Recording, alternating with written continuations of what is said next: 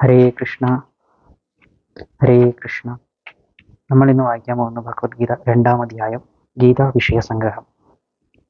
സഞ്ജയ ഉവാച തം തഥാ കൃപയാവിഷ്ടം അശ്രുപൂർണാകുലേക്ഷണം വിഷീദന്തമിദം വാക്യമുവാച മധുസൂദന.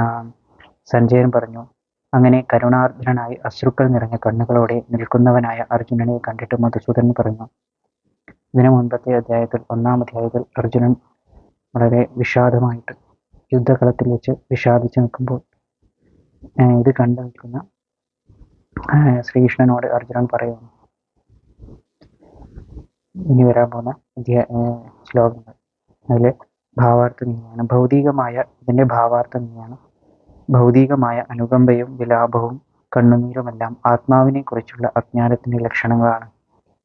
ശാശ്വതമാത്മാവിനോടുള്ള അനുകമ്പയാണ് ആത്മസാക്ഷാത്കാരം. മധുസൂദന എന്ന നാമം ഇവിടെ അർത്ഥവത്താണ്. പണ്ട് മധു എന്ന രാക്ഷസനെ ഭഗവാൻ കൃഷ്ണൻ കൊന്നിട്ടുണ്ട്. ഇപ്പോൾ അർജുനന് വേണ്ടത് തന്റെ കൃത്യനിർവഹണത്തിന് തടസ്സമായി നിൽക്കുന്ന വ്യാമോഹം എന്ന അസുരനെ നശിപ്പിക്കലാണ്. എവിടെയാണ് കരുണ കാണിക്കേണ്ടത് ആർക്കും അറിഞ്ഞുകൂടാ. മുങ്ങിച്ചാകാൻ പോകുന്ന ഒരാളുടെ ഉടുപ്പിനോട് കരുണ കാട്ടുന്നത് ബുദ്ധിശൂന്യതയാണ്. അജ്ഞാനമാകുന്ന കടലിൽ വീണ ഒരു മനുഷ്യന്റെ ഭൗതിക ശരീരത്തെ പുറംചട്ട അഥവാ ഉടുപ്പ് രക്ഷിച്ചു എന്നതുകൊണ്ട് മാത്രം അയാൾ രക്ഷപ്പെടുന്നില്ല. ഇത് അറിയാതെ ആ വസ്ത്രത്തിനെ കുറിച്ച് വൃഥാ വിലപിക്കുന്ന ഒരാളെ ശൂദ്രനായി മാത്രമേ കരുതാനാവൂ. അനാവശ്യമായി ദുഃഖിക്കുകയാണ് അയാൾ. അർജുനൻ ക്ഷത്രിയനാണ്. ക്ഷത്രിയന് അനുയോജ്യമല്ല ഈ സ്വഭാവം. ഇപ്രകാരമുള്ള പെരുമാറ്റം അർജുനനിൽ നിന്നും പ്രതീക്ഷിച്ചിരുന്നില്ല. അജ്ഞനായ മനുഷ്യന് വിലാപത്തെ ശമിപ്പിക്കുവാൻ കൃഷ്ണന് കഴിവുണ്ട്. അതിനുവേണ്ടിയാണ് അദ്ദേഹം ഭഗവത്ഗീത ഉപദേശിച്ചത്. ഈ അധ്യായത്തിൽ പരമാധികാരിയായ ശ്രീകൃഷ്ണ ഭഗവാൻ ഭൗതിക ശരീരത്തെയും ആത്മാവിനെയും കുറിച്ച് നിഷ്കൃഷ്ടമായ പഠനം നടത്തി നമ്മെ ആത്മസാക്ഷാത്കാരത്തിലെത്തിക്കുന്നു. കർമ്മഫലേച്ഛയില്ലാതെ തന്റെ മൂലസ്വരൂപ സങ്കല്പത്തിൽ വർത്തിക്കുമ്പോൾ മാത്രമേ ഈ ആത്മസാക്ഷാത്കാരം സാധ്യമാകൂ. സെക്കൻഡ് ശ്ലോകം, 2-ാമത്തെ ശ്ലോകം. ശ്രീ ഭഗവാനുവാച കുതസ്ത്വാകശ്മലമിദം വിഷമേ സമുപസ്ഥിതം അനാര്യജുഷ്ടമസ്വർഗ്യമകീർത്തികരമർജുന. ശ്രീ ഭഗവാൻ പറഞ്ഞു, പ്രിയപ്പെട്ട അർജുന, നിനക്ക് എവിടുന്നാണ് ഈ മാലിന്യം വന്നുപെട്ടത്? ജീവിതത്തിന്റെ മൂല്യം എന്തെന്ന് അറിയുന്ന ഒരാൾക്ക് ഇതൊട്ടും യോജിച്ചതല്ല. ഉപരിലോകങ്ങളിലേക്കല്ല, അകീർത്തിയിലേക്കാണ് ഇത് നയിക്കുക.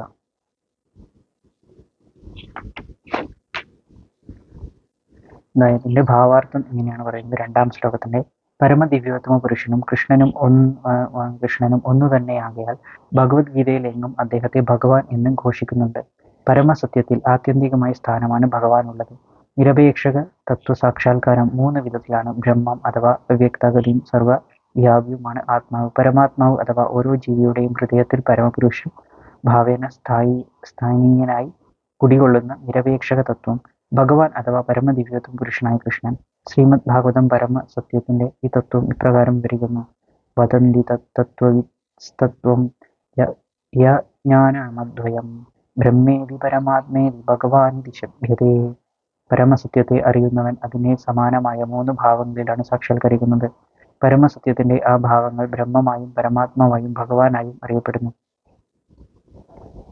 അർജുനന്റെ ഈ ദുഃഖകരമായ ഈ ശ്ലോകം ഇത് കേട്ടിട്ട് ശ്രീകൃഷ്ണൻ അർജുനനോട് പറയുന്ന ശ്ലോകമാണ് നമ്മളിപ്പം കണ്ടത്.